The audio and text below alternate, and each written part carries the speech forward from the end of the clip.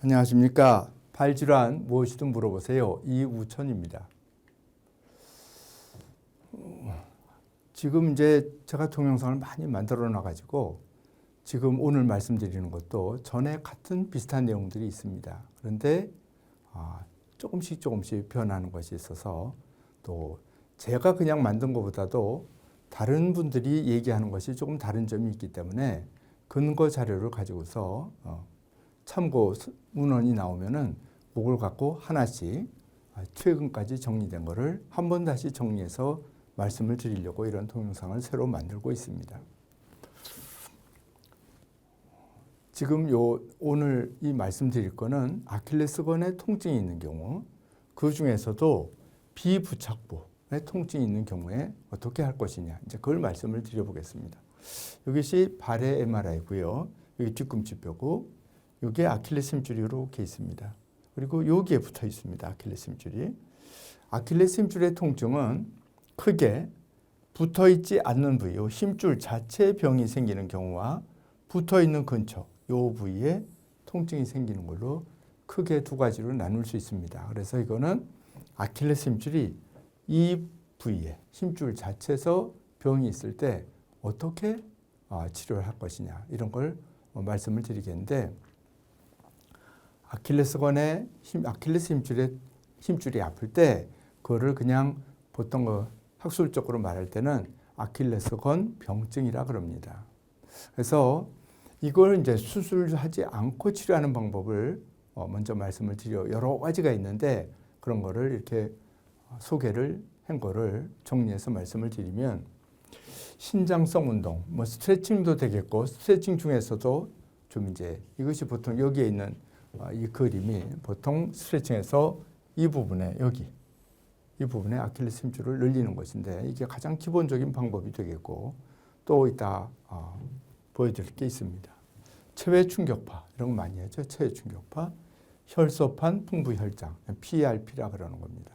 혈소판의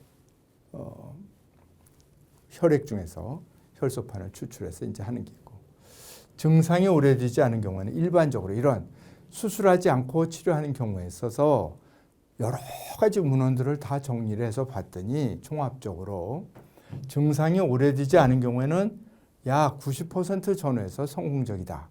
그렇기도 하고, 대개 4분의 3 정도에서 성공적이다. 이렇게 돼 있다고 돼 있습니다. 그런데 제일 여기서도 중요하게 알아야 될 거는, 이렇게 수술하지 않고 하는 치료에 표준 치료법이 확립되어 있지 않다. 즉, 아킬레스건 힘줄 자체에 병이 있을 때 요렇게 하는 것이 제일 좋고, 그렇게 하면 어느 정도의 성공률이 되기 때문에 요렇게 얼마 해보고 안 되면 요렇게 하고, 그 다음에는 요렇게 하고, 이와 같은 표준 치료법이 확립이 되어 있지 않다. 이것이 현재까지의 의사들이 알고 있는 것이다. 이런 것을 우선 알고 계셔야 될 것 같습니다. 아킬레스건의 통증은 대개 지나치게 사용해서 생깁니다. 즉, 운동을 매일 하는 운동선수라도 너무 많이 그걸 계속 지속적으로 무리가 돼서 생길 수 있고, 보통 사람 중에서도 가령 일요일 날 갑자기 뭐 지나친 마라톤을 했다든지 등산을 심하게 했다든지 그럴 때 생기는데, 처음에 통증이 생기면은 그 통증을 줄이고 주변이 붓고 염증이 생기는 걸 조절하기 위해서 활동을 제한한다. 좀 덜 쓰게 하고, 거기에 대해서 소염진 통제 이런 걸 쓸 수 있고, 스트레칭 근력 강화 뭐 이런 걸 할 수 있는데, 이런 것은 그것이 지나치게 사용해서 생기는 거기 때문에 그거에 대응해서 이런 치료를 하는 것입니다. 급성기, 안 아프던 것이 갑자기 아파졌을 때 하는 비수술적, 수술하지 않고 하는 치료는 신발의 뒷굽을 올려주는 겁니다. 신발 뒷굽을 올리는 거, 얼음 마사지. 얼음 마사지는 냉찜질이죠. 다른 말로 냉찜질은 뭐가 됐든지 처음에 붓고 아플 때는 효과적인 치료입니다. 고정이라는 거는 뭐 기부스는 아니죠. 반깁스 하면은 어느 부분에 증상 또는 염증을 가라앉히는 거니까 아주 뭐 이렇게 누구나 상식적으로 알 수 있는 그런 치료들을 하고 있고, 증세가 오래되지 않은 경우는 상당히 좋은 효과를 얻을 수 있습니다.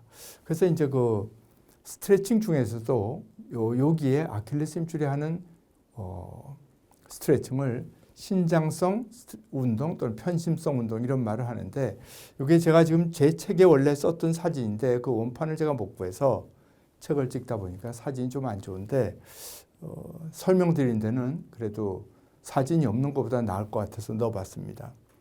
계단에 서가지고 두 발을 발끝으로 계단에 쓴 상태에서 뒤꿈치를 두 개 다 들어 올립니다.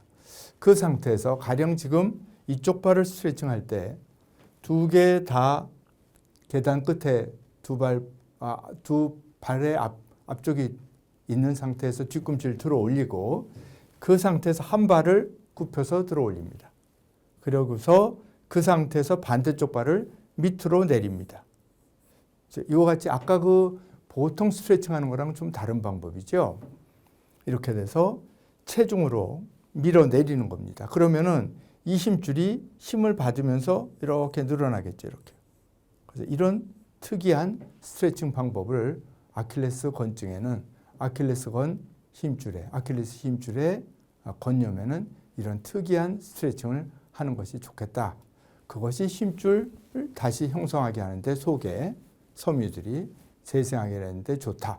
이런 연구들이 또 많이 돼 있습니다. 그 다음에 이제 보통 쓰는 게 이제 비스테로이드성 소염 진통제를 써서 급성기 붓고 많이 아플 적에 쓸 수 있습니다. 근데 뭐든지 스테로이드라는 걸 쓰면은 어떤 거든지 아플 때 다 효과가 있습니다. 팔다리에 관절이든 뭐든.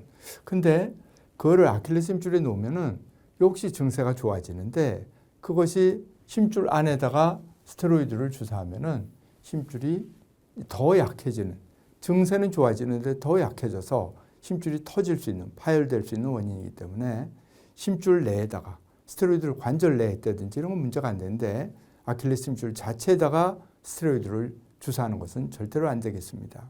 그 다음에 보통 뭐 증식 치료라는 것도 많이 하죠. 증식 치료는 이런 것들은 사실 근거가 좀 부족하지만 그 리뷰 논문에 나와 있는 대로 말씀드리면 안전하고 효과적이며 경제적이다. 이렇게 되어 있습니다. 그런데 이 증식 치료를 어떤 성분을 그 물질을 섞어서 할지 또 이걸 얼마 간격으로 어떻게 할지 이런 것이 표준화되어 있지 않다. 이것이 현재의 상황입니다. PRP도 혈소판 내에 여러 가지 성장인자를 놔서 힘줄이 재생되도록 하는 그런 치료인데 이거는 뭐 세계적으로 널리 이용되고 있지만 우리나라에서는 이 치료 자체가 보험의 인정이 아예 그냥 이거는 힘줄에 쓰면 안 되는 것으로 되어 있어가지고 이제 그것이 한 가지 문제라고 문제입니다. 그 다음에 뭐 PDRN 그것을 같은 말로 DNA 주사라고도 하는 건데 상처 치유 목적으로 사용하는 거고 힘줄이든지 이런 세포를 재생을 유도한다. 뭐 이런 것이 되어 있는데 이것이 그 인체에서 어느 정도로 얼만큼 쓰면은 요만큼 좋아진다. 그런 식의 과학적인 그런 것은 좀 부족한 상태입니다. 그 다음에 이제 그 힘줄은 그 콜라겐으로 구성되어 있으니까 그 성분을 해서 또 치료하는 방법도 있고 이와 같은 충격파라는 것도 되어 있는데 충격파는 그나마 이런 거 다른 것들보다는 근거가 좀 더 많은 치료입니다. 그래서 혈관을 새로 만들어주고 조직을 치유하게 해준다.